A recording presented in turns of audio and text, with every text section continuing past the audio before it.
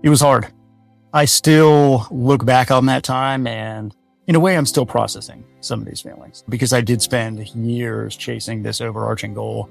But Denali, there were a lot of warning signs for quite a while beforehand that my body was just not going to be able to do this forever. But I kept pushing it because it mattered to me. But even then, as I came back down to the camp at 17, the highest camp there, I knew that I probably wasn't coming back. And we had been on that mountain for 23 days at that point, which is a serious commitment. And I just didn't know if I had it in me anymore. And yeah, you talk about the death of a dream. That was it right there. I really had some feelings to confront and process. The feelings were different at different times. Sometimes I was relieved. Sometimes I was disappointed. But sometimes there was relief too, because I knew that I wasn't going to have to continue putting my body through the things that I had been putting my body through. And that had taken a toll over time, really had. My name is Patrick Holcomb, and I am undone.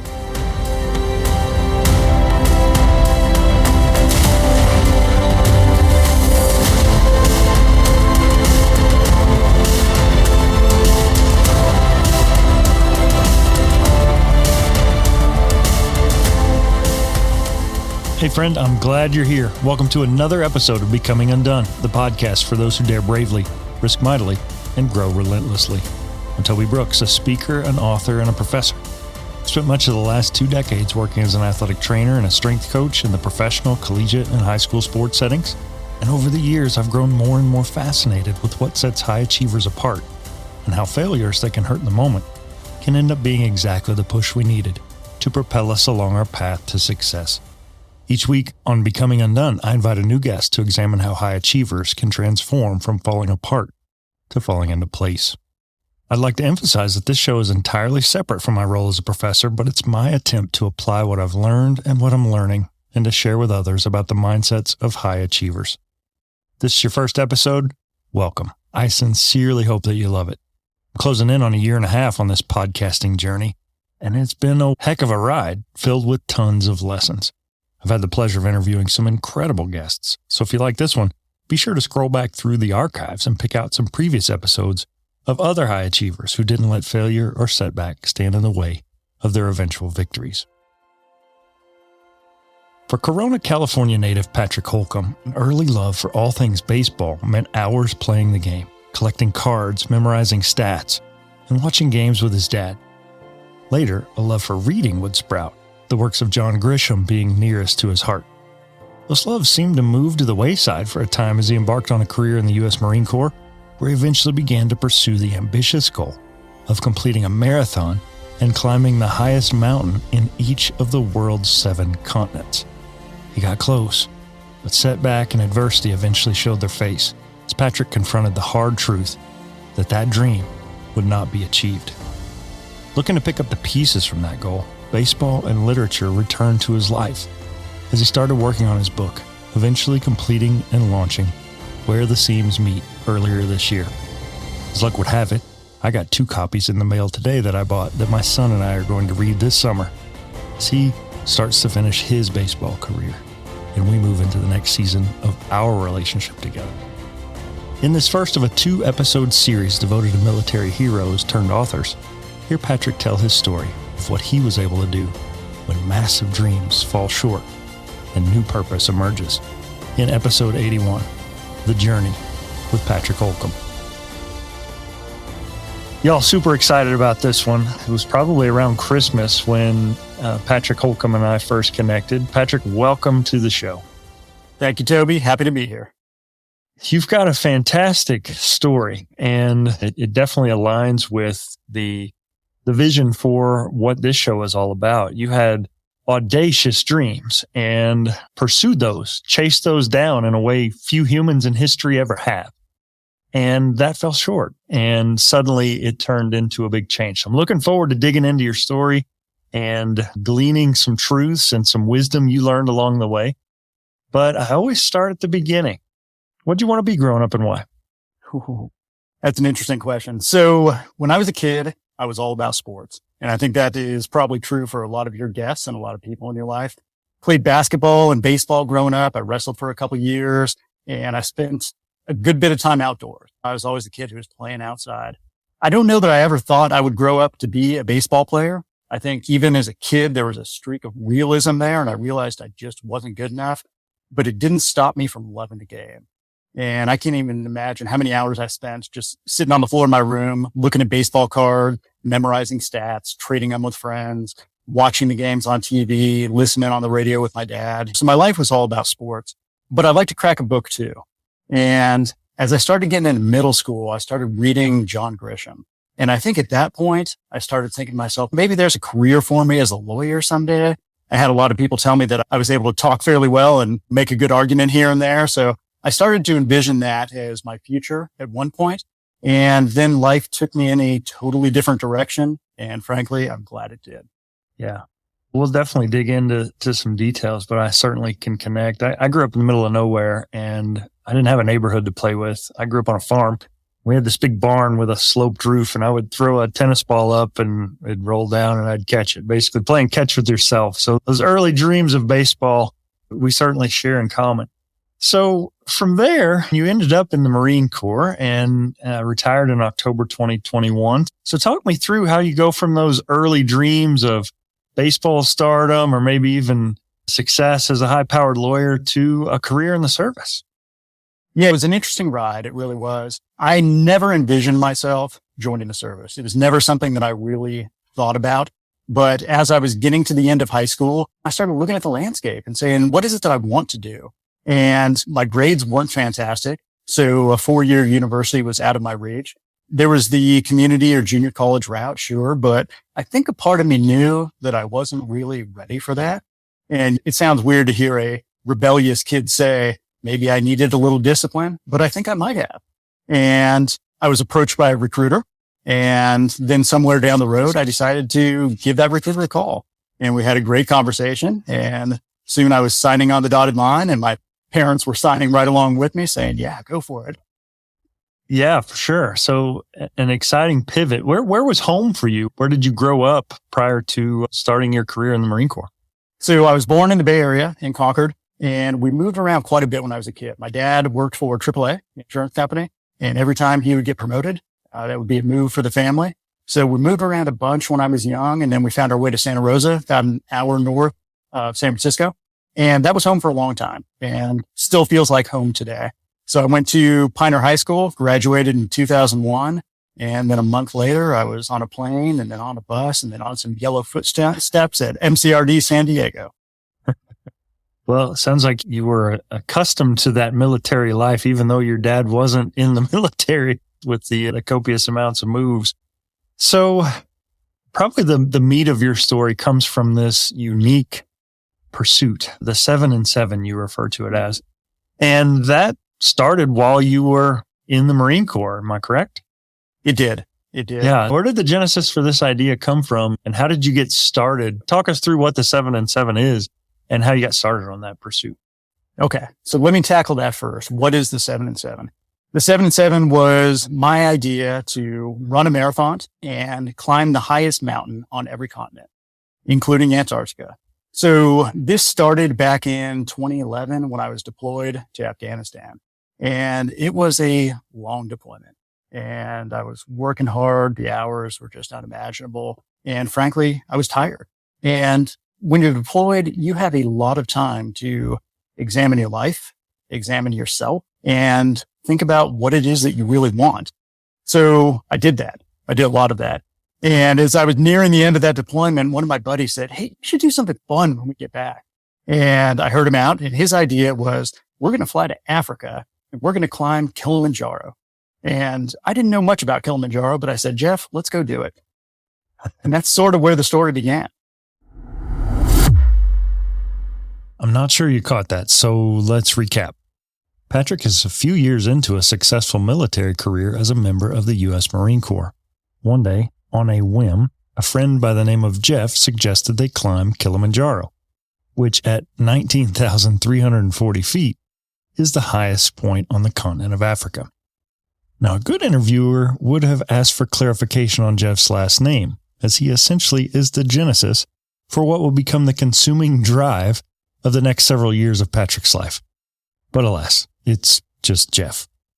At any rate, this kicks off a quest to become one of the first people in history to accomplish the feat of summiting the highest peak and completing a marathon on each of the world's 7 continents.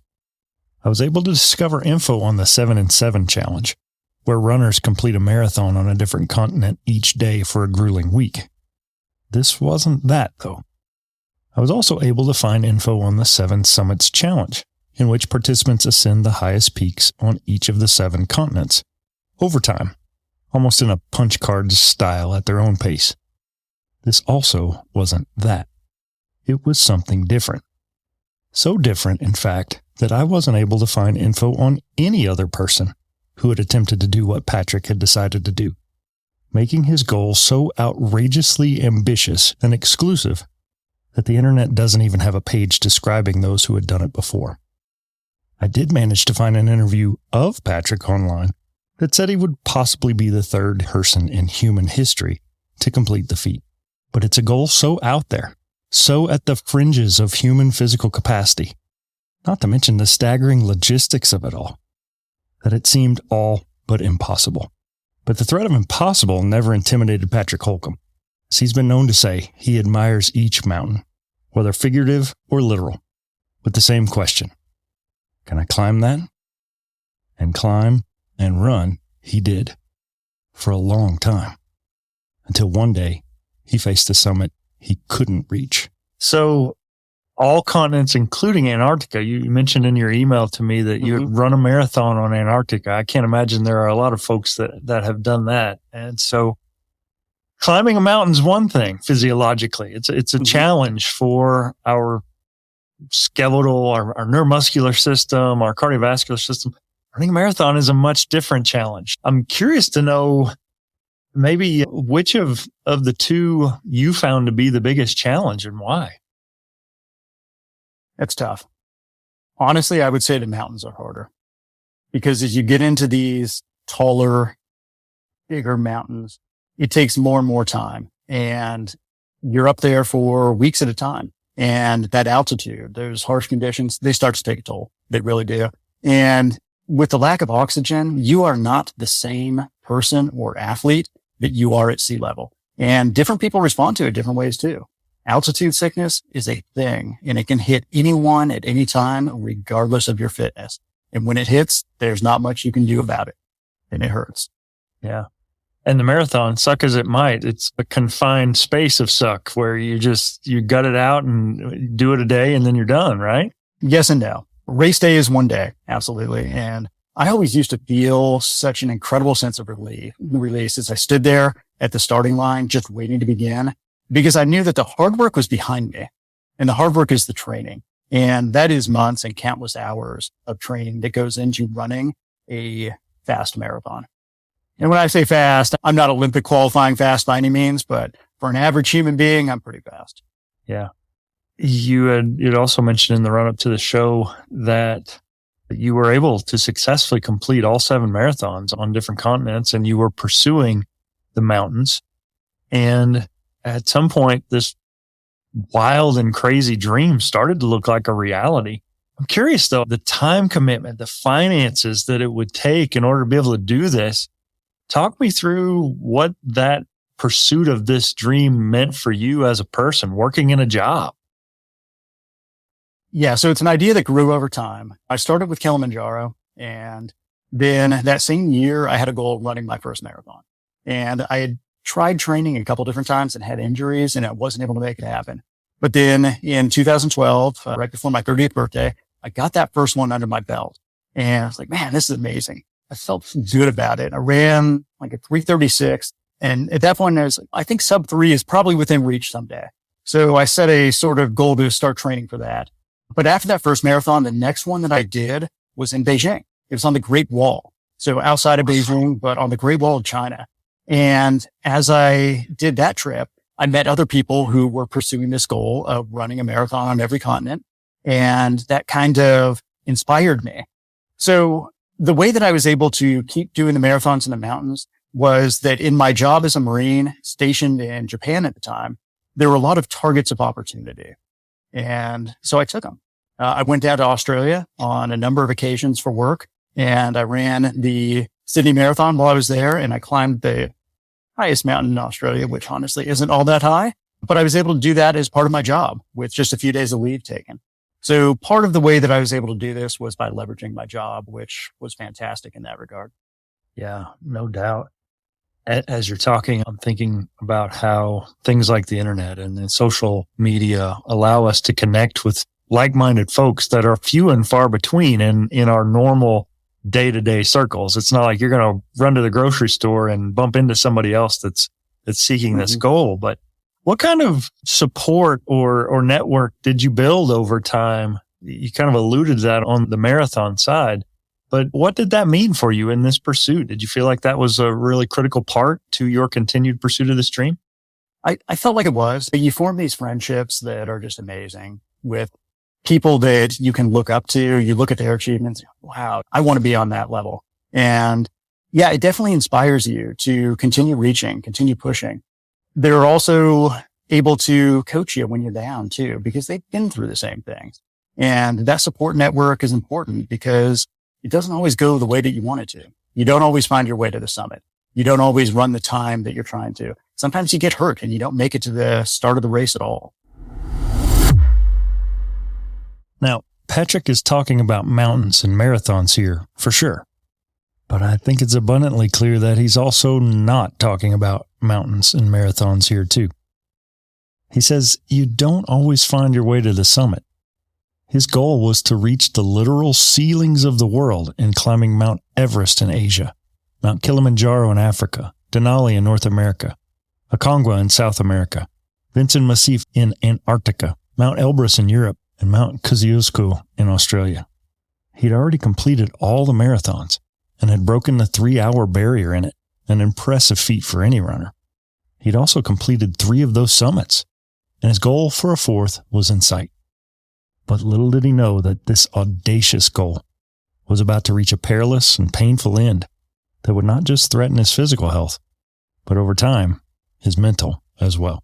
And when those things happen, it's important to have people that you can lean on. So you're in pursuit of this goal and checking off the boxes. There's basically I don't know if there's a hand scratch list of 7 marathons you want to run and 7 peaks you have to summit, but you're on Denali and you're in the process of checking this box, and then it doesn't go according to plan. So talk me through what that experience was like and mentally the gymnastics you went through and the realization that this one's not going to happen. It was hard. I still look back on that time, and in a way, I'm still processing some of these feelings because I did spend years chasing this overarching goal. But Denali, we did that in May of 2021, and there were a lot of warning signs for quite a while beforehand that my body was just not going to be able to do this forever. I had shoulder surgery the November before that. I already knew that there were problems with my hip. My back was so bad that there were days where I had to roll out of bed and crawl across the room to turn off my alarm. But I kept pushing it because it mattered to me. So I was able to get myself together to go and do Denali, and I wasn't entirely comfortable. I felt like I was able to accomplish the task, and I got very close.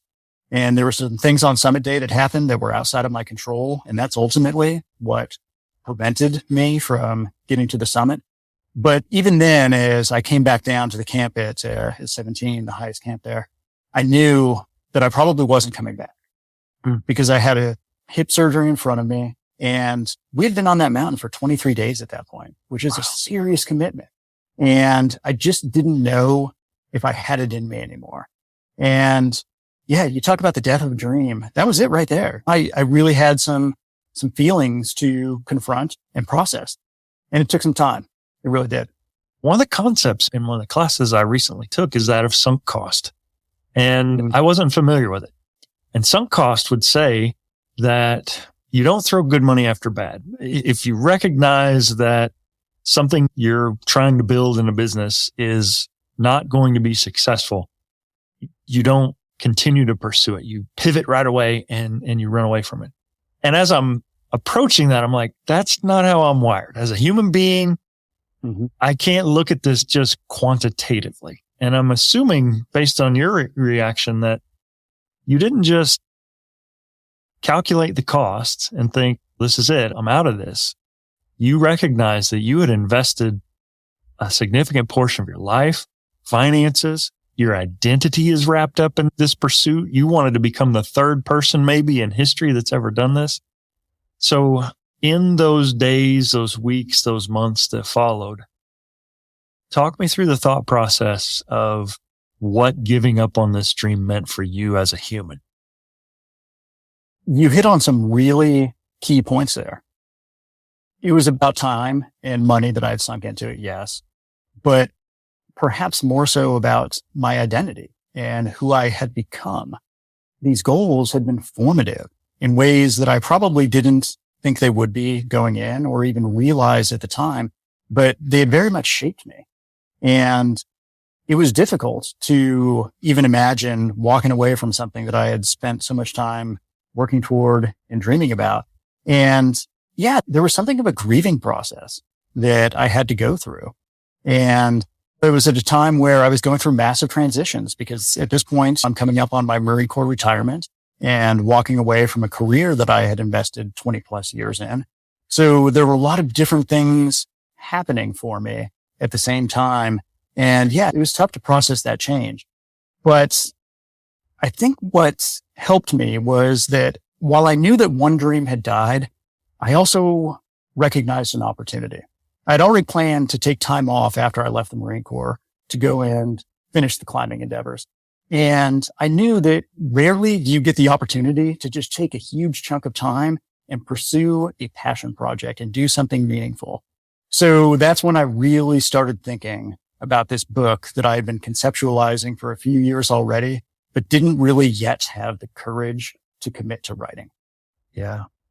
Before we get there, we'll definitely dig into the book. I want to go back and maybe even drill down on that moment. And you said you're on the mountain for 23 days. And at some point, ultimately, that go, no-go decision gets made. Mm-hmm. And I've had guests on this show that talk about these big transitions in their life. Olympic athletes who knew in an instant their career was over, or entrepreneurs who recognize that the business they've worked their whole life to build is suddenly gone. And they had a shut the light off in the office for one last time moment, or looking back on something and thinking what might have been. Was there a specific moment like that for you on Denali, or were you more in the midst of your pain and your suffering and in the kind of the tyranny of the now as we talk about? The moment that I decided to turn around on Summit Day, I knew. And I had time to think about it when I got back to the tent, and I'd cleaned myself up and had a little bit of time to catch my breath, both literally and in a figurative sense. Yeah, I knew. And it was something that I really, though, had to take time to process. And the feelings were different at different times. Sometimes I was relieved. Sometimes I was disappointed. It was more so disappointment than anything else. But sometimes there was relief too, because I knew that I wasn't going to have to continue putting my body through the things that I had been putting my body through. And that had taken a toll over time. Really had. Yeah. And I think we're really talking about the mental toll that this took, but ultimately this was a physical decision. It wasn't like I'm not feeling like I can climb the summit. You're not physically able. So what specifically were you dealing with physically? And now you've got to get back down the mountain in the midst of this pain and suffering. Yeah. So here's the reason that I turned around. A couple different reasons. When we began Summit Day, there was a very long line of people because there had been bad weather for the 2 or 3 days before that. So people were piled up waiting for their shot. My rope team started at the very back of that line.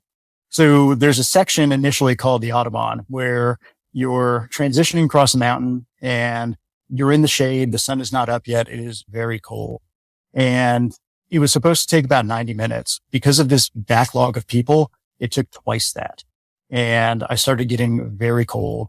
And by the time we finished that and I was able to take a short break, I realized when I took off my gloves briefly that I had the beginnings of frostbite on fingers on both hands. And I was just extremely cold and I was having trouble warming up. And while other members of my overall group had a chance to rest, to get some food in them, to just sit and absorb some of that sun up there, we had to move very quickly. So my rope team got about 5 minutes and not enough time to really recuperate and get ready for the next stage. So I went on for 2 more legs after that, but I couldn't get the hands warm. And then the core started getting cold too. And I just couldn't keep and stay warm. And I began to worry. And the worry was about myself. Yes. But when you're in that circumstance, you can't just think about yourself. You have to think about the team, because once you begin to suffer, you become a liability. And it's not just you. Everybody on that rope with you is connected, not just by the rope, but your circumstances are connected and your fortunes are connected. So much to unpack here. But in hearing Patrick recount the closing moments of his ambitious dream, as he can both see and feel it dying, is powerful to me. In a cruel twist of irony, it is numbness, first in his hands and then in his body, that would begin to trigger a season of both mental and physical pain and anguish when Patrick's dreams begin to fall apart. But what he realized in that moment was worth examining. There's a lesson here to be learned. He knew in his heart that to continue on wouldn't just put himself in danger. It would also put his team in jeopardy too. When we find ourselves in situations where, as Patrick put it, we begin to suffer, we can become a liability. So whether that means we find a way over, around, through, out, or in Patrick's case on Denali, back down our mountain, the decision to do so isn't just about us. It's about others too. And it takes one small mistake to put everybody into danger. So I made what I thought then and what I believe now to be the right decision, and I turned around. Yeah. And then it was just the process of getting down the mountain, which was still difficult. But even in the moment, I knew it was the right call. Right. So the title of this show, You're Undone. You're probably at different phases or in different moments coming apart. You feel like I gave it my best effort and I fell short. But then what's behind starts to dim and what's in front begins to grow ever clearer. So talk me through how this dream of this kid that read John Grisham at one point decides he's going to invest and become an author. A part of me had always envisioned a day where I would write a book. I think I talked about it for the first time when I was a kid. And then I quieted that voice for a very long time. And I didn't really mention it to anybody. I never wrote fiction. The first bit of fiction that I ever wrote was the prologue for the book itself. First time. I'd done a great deal of writing professionally up to that point, but I'd never written fiction before. But for me, it started with an idea. And that idea was formed back in October of 2014. Bay Area guy, I'm a Giants fan. And the 2014 World Series was the Giants against the Royals, went all the way to Game 7. Some of you might remember the year of Madison Bumgarner. He just dominated throughout the playoffs, put the team on his back, took him all the way to Game 7 of the World Series, and then came in on short rest and closed it out. And it was incredible for me, not just as a baseball fan, but as a human being, because I was at the same time going through something very difficult in my life. Someone very close to me, who I love very much, was ill, and the outcome was uncertain. And as the Giants were making that playoff run, I was experiencing both things simultaneously. And as I watched the team rush onto the field when they closed out that Game 7 and won the championship, I knew in that moment that I had experienced something different and special, this full spectrum of human emotion, and it stuck with me. And it was that moment that planted the seed that eventually grew into the premise of this book about fathers and sons and lives intertwined with baseball. Yeah. That's tremendous. I certainly recognize that sometimes dreams are deferred and they just ruminate in our head and we don't either have the opportunity or sometimes it's an inner voice that tells us we're not good enough. We've talked at length on this show about imposter syndrome and how do I have what it takes to be an author? And questioning your own preparation. It's almost human nature to discredit your own abilities. So, you've got an idea for a book, but an idea for a book does not create a book. And there's the writing. There are logistics associated with, do I get an editor? Do I contact an agent? Do I find a publisher? So once you finally decided that, okay, this dream is over, I'm moving to this next goal, what were the next action steps for you? People laugh when I tell them what the next step was. And I'm not kidding when I say that I drove to Barnes & Noble and I bought a book, and it was called Writing Your Novel from Start to Finish. And that book was the first real concrete step that I took, because I read it cover to cover a couple times. I highlighted, I took notes, I researched things that I didn't quite understand. And I began to understand the mechanics of writing a novel, which is important. And then it became a process of, okay, I have this idea. I know where the book starts and I know where it ends. So I started to imagine the characters, do character sketches, do a plot arc, and then start filling in the middle chapters of this book. And that took a lot of time. And really, I didn't have a full structure for what it was going to look like until I was about a third of the way through. But once I had it, it pretty much stayed consistent, even through the second, third, and fourth drafts. Mm-hmm. So I teach a writing for publication course, and one of what I feel is the most important lessons I can share with our PhD students is the importance of consistency in your writing, and how, whether it's for me, I've got a basketball jersey on underneath here. When I know I'm going to write, I wear a basketball jersey. Sometimes I'll wear a sweatband, for crying out loud. The music has to be what the music is. The lighting has to be what the lighting is. The desk is what the desk is. I've identified what puts me in that zone. And that maybe that's old stuff from the athletic career, but it's stupid. I know it's stupid to put on a basketball jersey to write, but if it helps, that's what I'm going to do. It's what's going to facilitate my success. I do not think that is stupid at all. I think that anyone who has the dream, the ambition to write, needs to figure out what works for them. And once they understand what those situations look like, what they need to do to create that atmosphere where they can be productive, replicate it every day until it becomes routine. And it's really routine that makes writers successful. Being able to go in there day in and day out and just create. And some days you're on and some days you're not. I believe that you have a rule, don't you? Something written on a Post-it note, two crappy pages every day. A day. That's right. There you go. There you go. And sometimes you greatly exceed that, and sometimes you scratch to get your two. But for me, I had to create that structure and build that routine. And it was me with a laptop on the couch, usually in sweatpants, just nice and comfortable, where I could just let the ideas flow. Yeah. Bonus points. That tells me you've listened to at least an episode or two in the past. So appreciate that. A fist bump for those that are listening. So you create this book, and we've talked about how vulnerable it is to create something, especially when it's outside your comfort zone. Let's face it. You're this tough marathoner, mountain climbing Marine. We don't tend to think of them as novelists. Forgive me if I'm speaking things that aren't true. Talk me through what that meant. It's one thing to write it. It's another to put out there that I've written a novel and I'm going to release this thing, and I've got a plan in place that I'm going to sell this. So what was that like for you? I think there are two different answers to this question. So the first one is what it took to actually become vulnerable enough to write well. That in itself was a transition. That was me unlocking a place inside that had not been open for quite a while. The job that I had did not leave a lot of room for emotion. It was very analytical and logic based. So I had to rediscover a side of myself that I hadn't really been feeding for a long time. So that was a challenge, because you have to be able to feel those emotions if you want to infuse your characters with those emotions. And if you can't do that, if you can't succeed in writing deep characters with complex emotions, you're never going to touch a reader in the way that you want to. And if you're not doing that, then what's the point? What are you really after?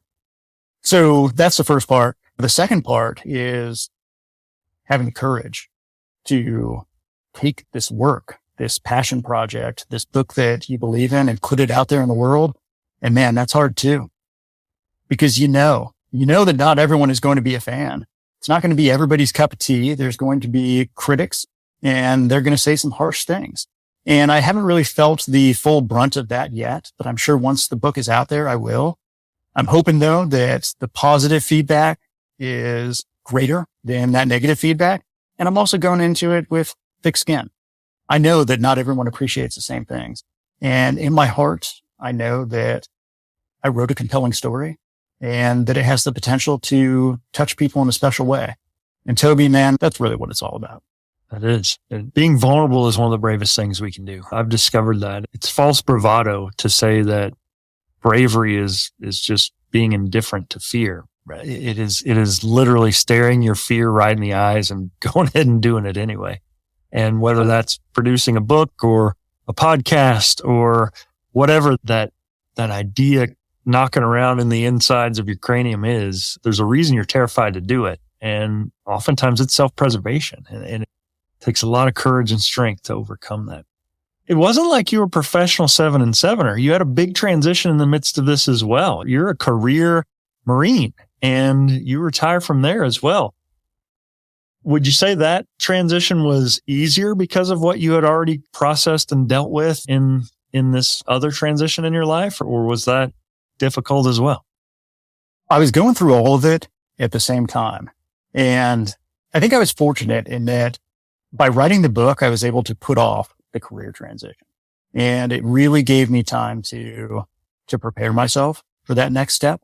So by the time I had completed a third draft and started shopping the book to agents, I knew that I was not only ready, but eager to go back to work.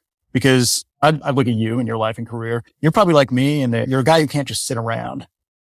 So I was ready to make that transition. But even then, it was challenging. You think, man, I'm an accomplished guy. I have skills. I have degrees. I'm sure everybody's just going to be clamoring to hire me. It doesn't work that way. And it did take some time for me, not just to find a job, but to find the right job. But once I did, I took all those things that I had learned over the years as a Marine and I applied them and I hit the ground running. Yeah. It's wonderful. So you've made this transition. What do your days look like today? So I do have a full-time job and that does take up a lot of my time and it's one that I enjoy. But when I come home from that, I do spend a lot of time doing tasks related to the book. As a fellow author, I think you understand how much work could go into that. And yeah, it does take a lot of time and effort. It can be a little demoralizing sometimes, but there are also so many joys that go along with it too. And that's what I'm trying to focus on. I'm really trying to have a sense of gratitude as I go through this process. Love it. I absolutely love it. I think my own naivety in creating made me think that the worst thing that could happen was for someone to be critical of my work. And over the years, I think I've changed that definition. I would prefer someone to be critical of it as opposed to completely unmoved by it. I don't want someone to listen to my podcast and be like, that's just another podcast. Take a position, like love it or hate it. At least I know you've consumed it. And writing a book is no different. I can certainly see where we don't welcome criticisms, but at the same time, the last thing I want is for copies of my book to just sit on the shelf and it not to make the impact, because you've poured your heart, you've poured years of your life into this and years before that in the pre-production. Mm-hmm. And for that to fall flat and with no response to me is more tragic than I hope it evokes some sort of emotion in my mind. How would you say you're different as a result of this process that you've been through, the 7-and-7 and your career in the Marine Corps and now as a soon to be published author? What lessons did you learn along the way that you think will carry through for the rest of your life? I cannot even begin to convey how thankful I am for the career that I had. Becoming and being a United States Marine shaped me. I was fortunate enough to have some great leaders along the way. I had some bad ones too, and sometimes you learn more from the bad ones than the good ones. But I had some great leaders along the way who shaped and molded me. I had the opportunity to teach, coach, and mentor young men and women who are out there today, still serving as fantastic Marines, or out in the world doing so many other things. So that was wonderful. Writing the book has changed me in that it unlocked that other side of me. And it was a side that was dormant for a long time, but it's a side that I think will make me much more capable and successful and well-rounded in whatever comes next. And from the running and climbing, it really taught me to push myself.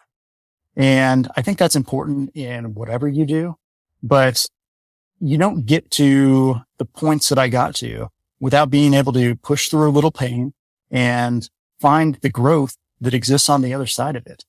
And that's meaningful. And I'm appreciative of those experiences and how they shaped me. Absolutely. It's a remarkable tale. And I say tale, it's not fiction. This was your life. This happened. You willed that into existence. And that is commendable. It's one thing to persevere, but you were doing it at a high level. Your marathon times, I don't know what your Antarctica marathon time was, but those were impressive numbers for someone that's not a professional athlete. And it's clear that this was a critical part. You don't get those numbers just rolling out of bed. That is part of a premeditated, planned out process. Sounds like you've had some time to process the loss of this one goal and the development of this next. But it wasn't easy. And there were some dark days from the sounds of it. If you could go back in time and impart some wisdom to younger Patrick before this entire journey started, before that friend made that innocuous comment, hey, let's go climb Kilimanjaro, what would you tell yourself? Enjoy the ride. I think that's the most important thing. You can't make everything about the summit or the finish line. It's about the journey. And I knew that, but sometimes I lost sight of that. And as I've had time to reflect on these experiences, what I remember most are the people along the way, the people that I did these things with, the relationships that I formed. So staying in the moment is something that I would tell my younger self, and to really enjoy the ride, be present, and also in the other areas of my life too. Don't let it become all consuming and overwhelming. Just be present. Enjoy the people in your life, enjoy your family, because those experiences aren't always going to be there for you to have. And sometimes I overlook that and I take it for granted. So that would be my advice to younger me. That is sage wisdom, and it's so powerful. Time after time, I've heard high achievers lament the fact that in the midst of what they were accomplishing, they didn't take just a moment to just take it in. I remember Michael Jordan curled over the NBA championship trophy, and his dad had passed away, and he finally took a moment to feel what it meant to achieve that figurative summit. And so for you, these are literal summits. And I love the fact you say finish lines and summits, because that's literally what you were doing. That's what you were crossing and achieving. And that is so powerful that you are living out and actually achieving things. So often we think of our mountains as figurative, and that promotion is a mountain that I'm going to scale.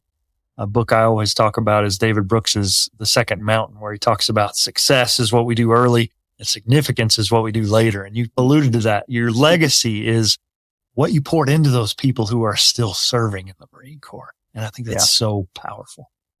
We're getting close here. I love music and the emotions that it can frequently represent. If we were to watch a montage of your life, what song would you pick to play in the background and why?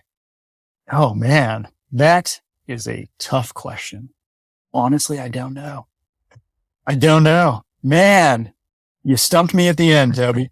As a marathoner, I have to think you've probably got a running playlist at least. My phone doesn't work in the cold, so the climbing stuff, do you have audio that's playing? So I'm about to unleash what I call my inner weirdo here. And I'm going to tell you, I don't usually listen to music when I run.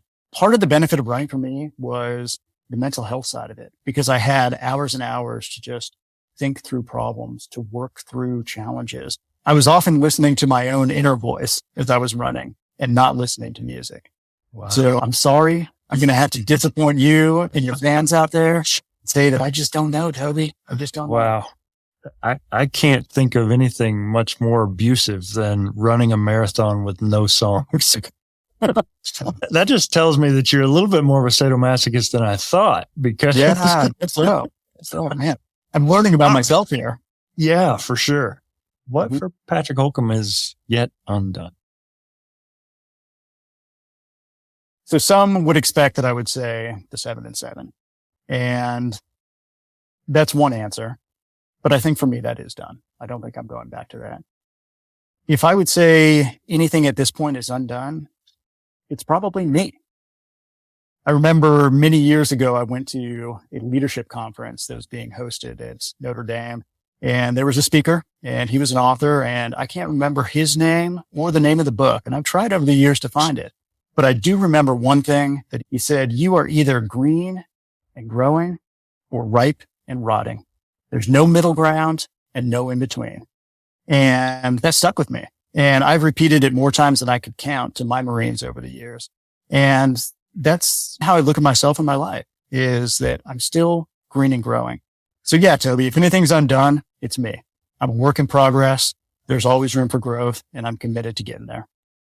I love it. That is fantastic. And I also I have a similar story. I went to a Division III school for one semester. I knew I was going to have to transfer out when I got there. I was going to play basketball, and we had chapel, and we had a speaker, and I've gone back and tried to figure out who said it, but he gave this whole talk on the immutable sense of ought. And he talked about the voice in our head that tells us what we ought to do. And every day presents an opportunity to either abide by that sense of ought or to deny that sense of ought.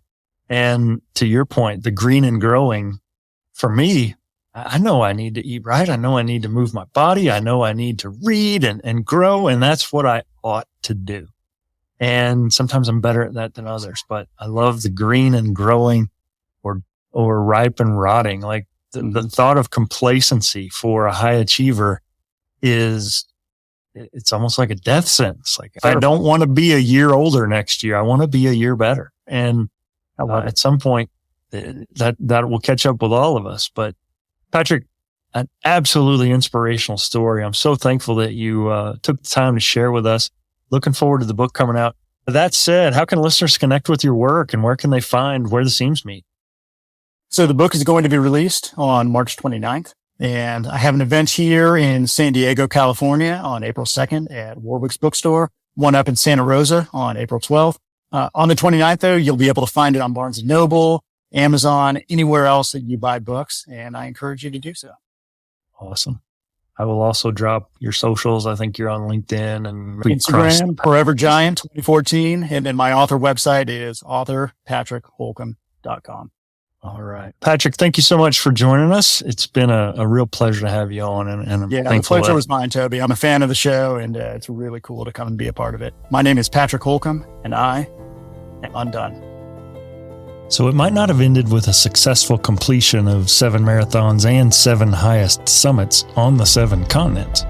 But for Patrick Holcomb, it has meant the successful navigation of a military career and a recognition of a new purpose in life after the military and after the 7 and 7 challenge. Shortly after our interview, Patrick emailed me about that song question that he didn't quite have an answer for on the spot. And in typical high achiever fashion, he wanted some closure. So he wrote, "Your question about the song has been eating at me for days. It came to me in a flash last night, like it had been there all along, and just having a laugh at my expense. It's On the Road Again by Willie Nelson. Final answer." That's a fitting choice, to be sure, for a marathoner who has completed races literally all over the globe. I'm thankful to Patrick for dropping in to share his incredible and inspiring journey, and I hope you found as much encouragement and insight from the conversation as I did. For more info on today's episode, be sure to check it out on the web. Simply go to undonepodcast.com/EP81 to see the notes, links, and images related to today's guest, Patrick Holcomb. I know there are great stories out there to be told, and I'm always on the lookout. So if you or someone you know has a story that we can all be inspired by, tell me about it. surf on over to undonepodcast.com, click the contact tab in the top menu, and drop me a note. Coming up, I've got some incredible new guests, including the second of this two-part series celebrating former military personnel turned authors, as I check in with author and former Marine combat aviator Isaac Lee. Then hear the powerful story of entrepreneur Jeff Horn, followed by the life and exploits of former Texas Tech Chancellor Kent Hance. So stay tuned. This and more coming up on Becoming Undone. Becoming Undone is a Nitro Hype creative production written and produced by me, Toby Brooks. For now, I'm a one-person show relying on AI tools from Descript, Decipher, and Opus Clip to create, produce, and deliver the best show I know how to you, my cherished friends and listeners. I'd appreciate it if you followed the show on Facebook, Instagram, and LinkedIn at Becoming Undone Pod, and follow me at Toby J. Brooks on X, Instagram, and TikTok. Check out my link tree at linktr.ee/Toby J. Brooks. Listen, subscribe, and leave me a review at Apple Podcasts, Spotify, iHeartRadio, or wherever you get your podcasts. Till next time, everybody, keep getting better.